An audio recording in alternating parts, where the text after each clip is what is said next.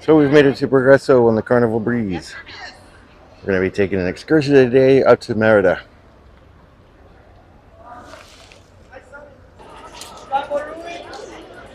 Another sultry day in Mexico, but who doesn't want to be here? We got about 20 minutes before we get on our excursion and head into town. Like most of the ports that we'll visit, you'll notice that the excursion lines are pretty easy to find, all shown with the names and the numbers that'll also correlate to the tickets that you received in your stateroom. As I shown in the last video from Cozumel, this port is very similar, where the first thing that you'll go through is the duty-free shop.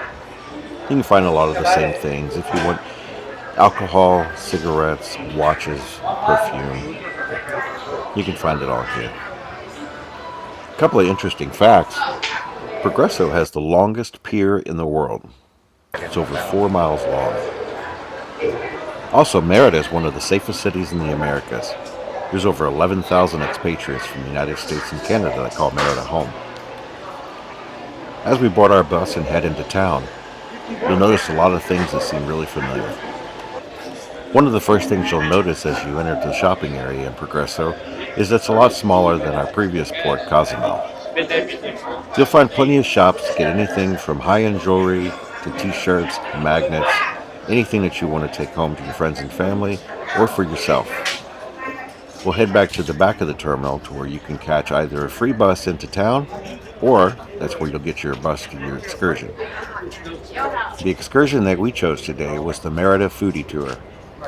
So let's get aboard and head into town.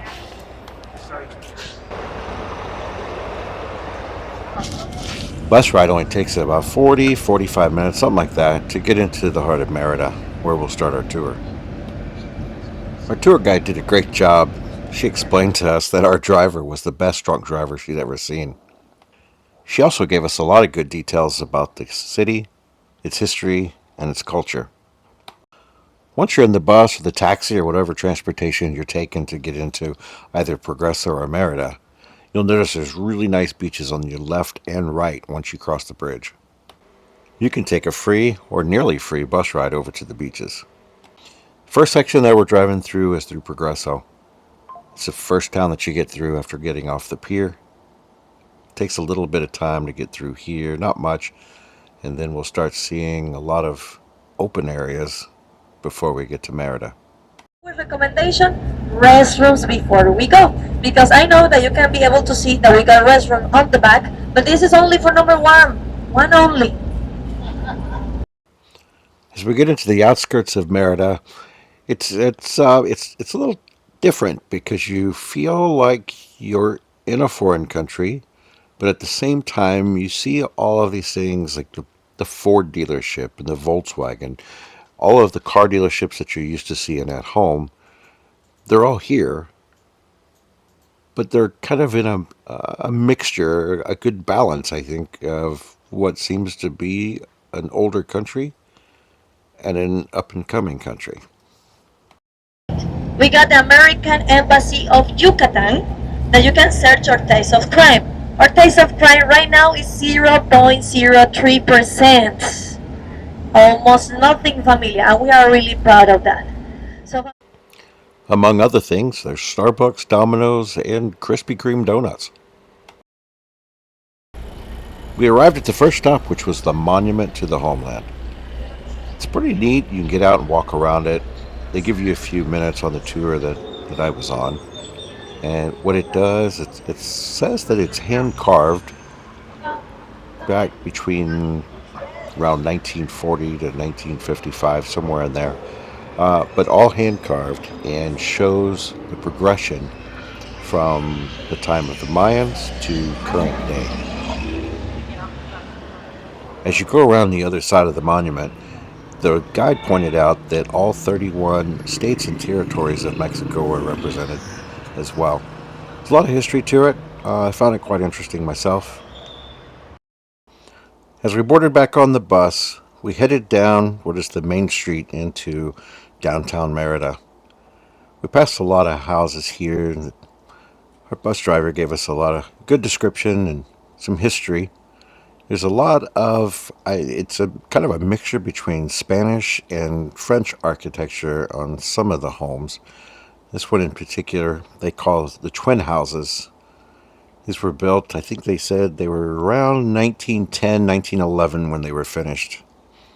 One of them is a museum now. You can go inside there if you have the time or if you visit a second time down to Merida. At this point, we got on the bus again and headed down to lunch. We were going to have a taco Hola. lunch down at the local Hola market. chicos, muy bien, gracias a Dios. Hola. De nada, mi corazón de melón. So they set us up some tables. Looks like a lot of the locals also come here for lunch. There was quite a few vendors at this point. It's just an open air market. Had a lunch with 3 tacos and a Coke. It was really good, very tasty. And you get a few minutes afterwards just to kind of go and explore the outside of the market, or you can walk through the market. Our next stop was downtown in Merida. It gave us a few moments to kind of walk around and just view the area, but we were going to a museum. After entering the museum, a lot of antique furniture, very, very nice museum. Basically walk through in a line, view each room. I think there were 2 rooms that we were able to see. Very nice ceiling. They said it's all original timbers.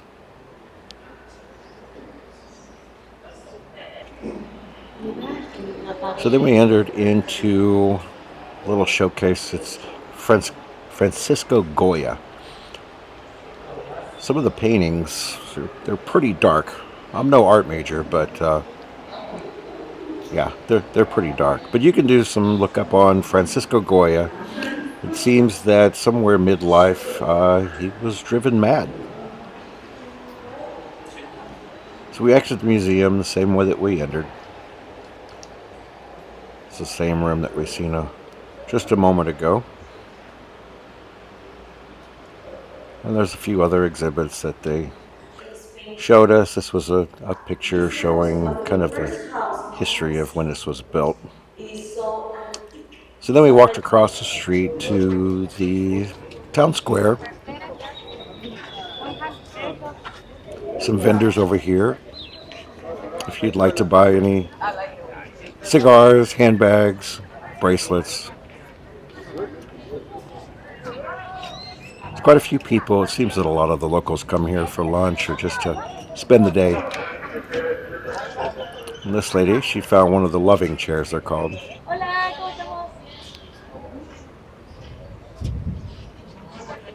Don't forget a picture with the Merida sign. Looks great with the church behind it. We walked across the street to the church. Our guide gave us a little information about it. It's a substantial building. It's very nice. I think they were doing some renovation. So we just entered a few buildings through the town square there. This one, they were showing us a model of what the town is laid out like.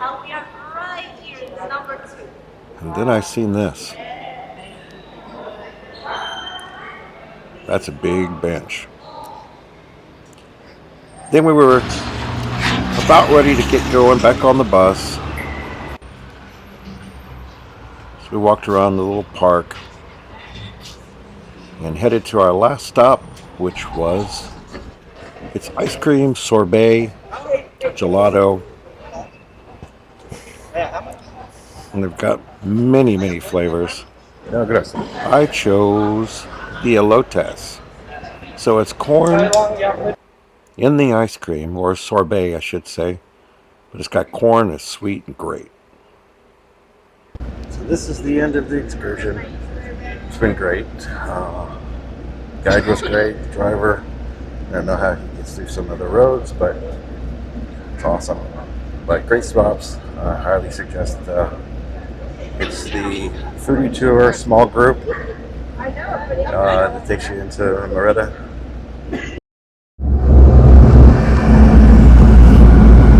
It's just a